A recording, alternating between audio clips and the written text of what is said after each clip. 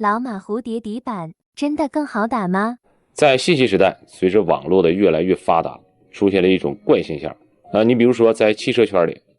如果一个车评人评价一款汽车，说它各种各样的优点，那么我们很多的网友就觉得恰饭了也就是说收钱了。我们很多消费者比较愿意看的就是吐槽说一个车各种各样的缺点，这个觉得呢这是实事求是。其实这是一种怪现象是不利于整个行业的发展的。那么在乒乓球这个行业也是，你要是评测一款产品，有时候我不愿意发评测，主流产品都评的差不多了，你要是大伙都觉得比较不错的，你说的好也没有什么意义，你说的不好也不会对这个产品或者对消费者的购买产生什么影响。所以评测的时候呢，你可以评测大牌主流的产品，如果你要评测小众的，你只能去喷它所以我就不太愿意在网上发一些比较小众的，我认为比较好的推荐你们的，你们都觉得我收钱了，其实我1分钱没收过。那么这一期我就来吐槽一下乒乓品牌中的老大哥蝴蝶。蝴蝶这个品牌呢，你可以随便说，你说的好没有问题，你即使说的不好也不会影响它的销量。那我就来吐槽一下蝴蝶这一年的变化。蝴蝶拍柄上包括盒子上的喷码或者叫钢印，这是代表着蝴蝶的生产年份。比如说今年就是 W 码，那么再过一年2023年它就出 X 码。那么每一个码不一样，可能手感会或多或少有点变化。随着原材料成本的不断提升，那么乒乓球这块纤维木材粘合剂运输成本、生产的成本等等，这些肯定是都会逐渐的上升。你可以回忆一下蝴蝶有多少年没有上调它的售价了。那么这是一个不正常的现象放在哪个行业都不太正常。那么其中到底有没有什么秘密呢？从我自身的使用角度来讲尤其是蝴蝶的底板，从 V 码也就是去年开始到今年 W 码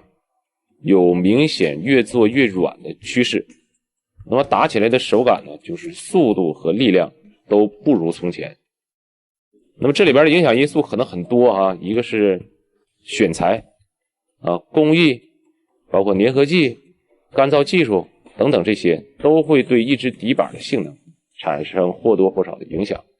那么随着人类对树木的砍伐越来越严重，那么可能很多树种保护呢也越来越好。那我们在选材的时候，比如说蝴蝶公司在选材的时候，有没有这种可能，原来用30年的树木，现在呢用15年的。原来呢因为树木比较粗大，可以用根部的，因为现在的根比较细比较少，所以是不是树干的用量会多一点呢？另外一个干燥技术原来呢可能传统工艺比较多，打出来手感比较好，现在呢因为科技手段越来越多，能不能采用一些人为的因素来减少干燥的时间？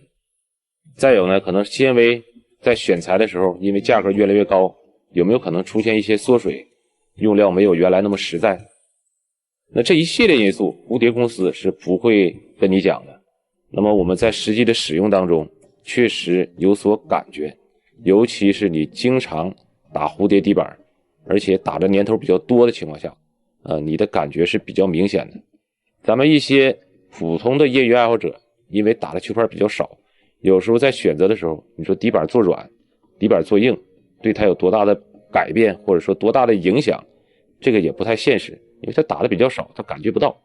那么底板越做越软，究竟是属于产品的缩水，还是属于蝴蝶的一个发展方向或者说发展趋势，让这个底板越来越吃球，这个我们不得而知，你可以自行去判断。那么蝴蝶的新码，比如说我打过的超章、70章、波尔 ZLC、水谷、张继科 ZLC 等等，这些原本弹性比较大、底劲也比较足的底板，有时候打起来会比 ALC 还要软，吃球还要好，弧线更加的饱满。那么其实这是一种不正常的现象，底板做得越来越软，也意味着它的速度和力量的缺失。原本你觉得很弹的底板，现在呢变得很软。这就相当于你买了一辆汽车，原来呢卖20万，现在还卖20万，原材料、工人成本都在上涨，但是原来给你装的呢是 3.0 的房，现在呢给你塞了一台 2.0 的发动机，这就是一种缩水。所以说很多的专业运动员，包括一些业余爱好者，比较痴迷于器材的，他会选择一些老马来打，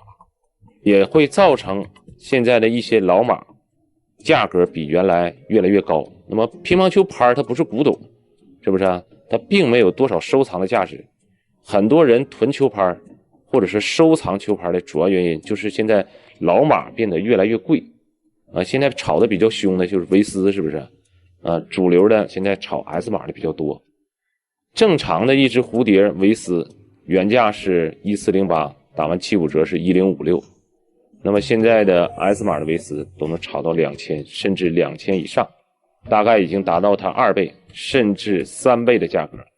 那么依然有很多人在买单，那么这些人的智商真的有问题吗？其实以我实际的感觉来说， S 码的维斯打起来确实比现在的 V 码 W 码更加的通透，底劲儿也要更足。那这些都是反映出一个底板性能的重要指标。所以说 S 码的产品以我看来，或者说以很多发烧友看来，确实它的产品力，它的产品价值更高。做这期节目并不是说让大家去囤老马买老马每个人的喜好不一样。有的人呢刚刚接触蝴蝶，蝴蝶的变化对你来说其实并不是特别的重要，也不是所有的人都喜欢硬挺的底板。这个我们在日常的选择当中根据自己的实际需要就可以了。就像这个底板的大鱼鳞、黄面材包括维斯的超过90、23克的重量的，都会把价格炒得很高。你有这个需求你就去买，你没有这需求就没有必要去加钱。好，这就是本期的视频，感谢大家的观看，咱们下期再见。